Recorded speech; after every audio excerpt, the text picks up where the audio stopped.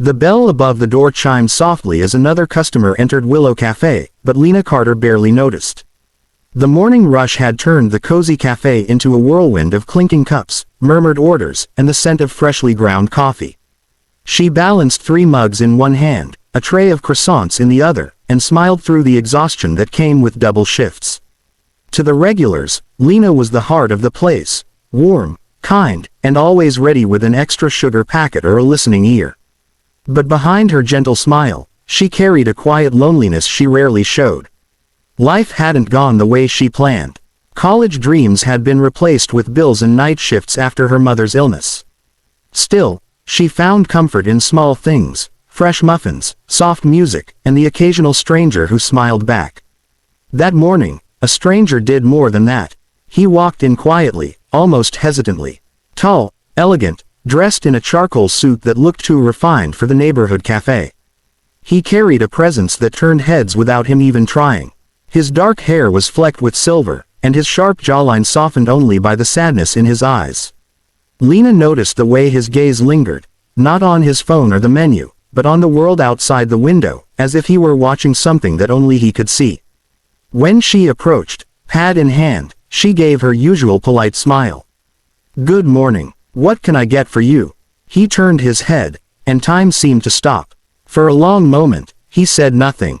His breath hitched, eyes searching her face with disbelief. "Sir," Lena prompted gently. His voice came out rough, strained. "I'm sorry. You just..." He looked down, almost ashamed of his reaction. "You remind me of someone I once knew." There was something in the way he said someone, like the word itself was a wound that hadn't healed. Lena nodded softly, not pressing further. "Coffee, then." He gave a small, grateful smile. "Black, no sugar." When she brought the cup over, she found him still staring, not at her, but at the empty seat across from him. She caught the faintest glimmer of a gold wedding ring still resting on his hand. She didn't know then that his name was Ethan Gray, the reclusive CEO of Grayson Holdings, a man whose business empire was matched only by the tragedies that had nearly broken him. 3 years ago, he'd lost his wife, Isabel, in a car accident that had also left him temporarily blind. Though his sight had returned, something inside him never did. From that day on, Ethan came back. Not every day, but often enough that the staff started whispering. He always sat in the same booth, ordered the same coffee, and stayed longer than anyone else, lost in his thoughts. Over time, conversations began. At first, it was small talk. "Busy day," he'd ask, or, "You always smile when you bring coffee. Why?" And Lena would laugh softly. "Because no one likes grumpy coffee." But as the days passed, their exchanges deepened. She told him about her mother's health, about how she'd taken this job to make ends meet. He told her about his daughter, Emma, who was 9 and still talked to her mother's photo every night. One day, Lena noticed a sketchbook beside his cup. "You draw?" she asked. Ethan hesitated. "I used to. Isabel loved my sketches. I stopped when he trailed off." Lena didn't push. She simply said, "Maybe one day, you'll start again." For her, that night, after closing, she found herself thinking about him. About his quiet grief, his gentleness, and the way he always thanked her like it meant something more than manners. Then, one stormy evening near closing time, Ethan came in drenched, without his usual calm. His shirt clung to him, his hair was soaked, and his hands trembled slightly as he sat down. "Ethan?" Lena asked, worry tightening her voice. He looked up at her with eyes full of something she couldn't name, fear, desperation, and longing all at once. "Lena, I need to ask you something." "Of course." She grabbed a towel from the counter and handed it to him. "What is it?" He took a deep breath. "Tomorrow is my wedding anniversary." Her heart sank. "Oh, my daughter, Emma, she planned a dinner. She wants to celebrate her mother's memory." His voice cracked. "But every year, I end up breaking down. I can't do it again. Not in front of her. I don't want her to think her father is weak." Lena's chest tightened. "What do you need me to do?" He swallowed hard. "I need you to come with me.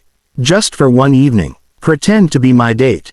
To sit beside me, to smile, to help me get through it." "For Emma's sake." Lena froze. "Ethan, I don't think." "I know it sounds strange," he interrupted softly. But when you're around, she smiles. You remind her of Isabel.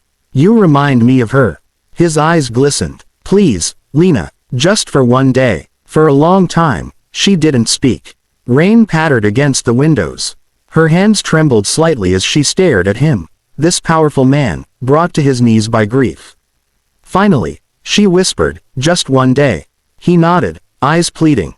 One day. And though her heart warned her against stepping into someone else's pain, Lena found herself saying the words that would change both their lives. The next evening, Lena Carter stood before the mirror in her small apartment, her hands trembling slightly as she adjusted the soft blue gown Ethan had sent earlier that morning. It wasn't extravagant, simple silk that flowed like water, but it felt like stepping into another world. A world she didn't belong to. She barely recognized the woman staring back at her. No apron, no coffee stains, no weary circles under her eyes. Just Lena. Soft curls framing her face, nervous eyes, and a fragile kind of beauty she hadn't seen in herself for a long time. Her phone buzzed. A message from Ethan. I'll be waiting outside at 7. She took one last deep breath before stepping into the night.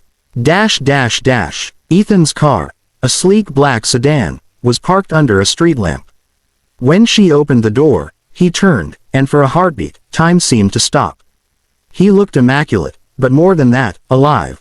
His usual cold composure was replaced by something gentler, almost uncertain.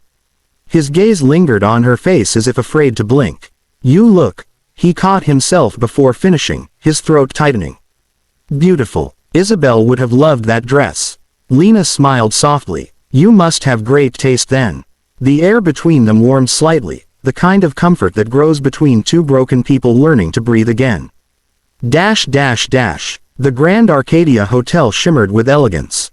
Crystal chandeliers bathed the ballroom in gold light, and the soft melody of a violin floated through the air. It was an intimate dinner, just close family and friends to honor the memory of Ethan's late wife. As they entered, whispers followed them. People turned, curious, confused. Ethan Gray, who hadn't brought anyone to an event in 3 years, was walking hand in hand with a woman no one knew. He ignored the stares. For once, he didn't care what anyone thought.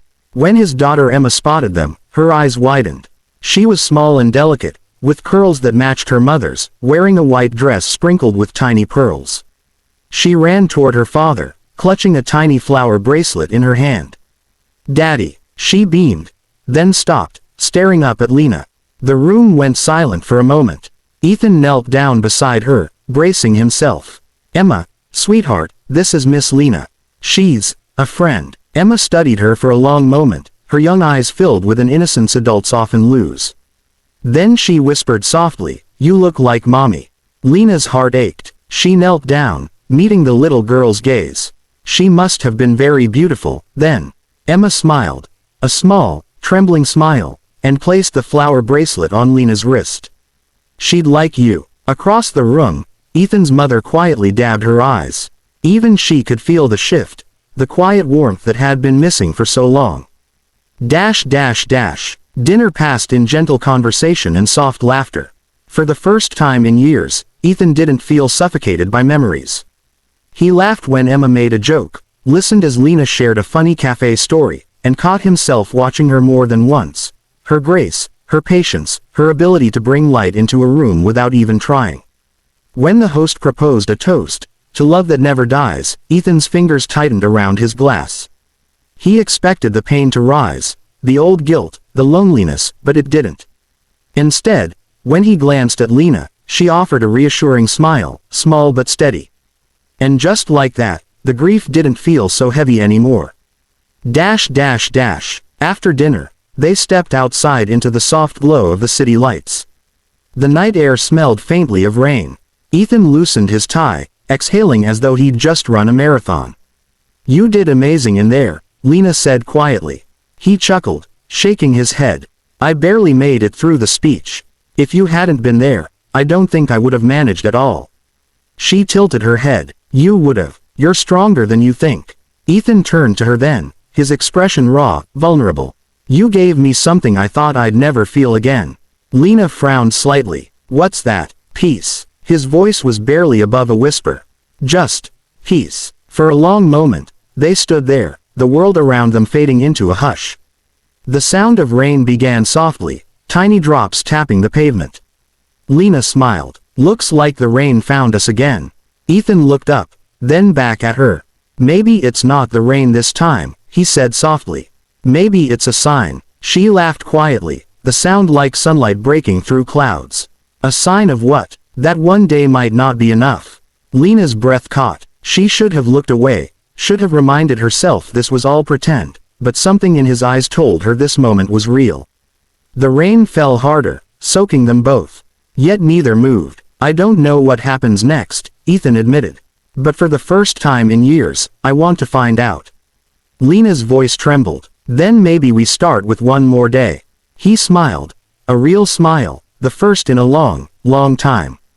And as they stood there in the rain, two hearts that had long been buried beneath loss began to beat in rhythm again, slowly, quietly, beautifully alive. All right, I'll go. Ethan exhaled shakily, as if he'd been holding his breath for years. Thank you. As he left that night, she watched him disappear into the rain, unaware that this, one day, would become the beginning of something neither of them expected, something like healing.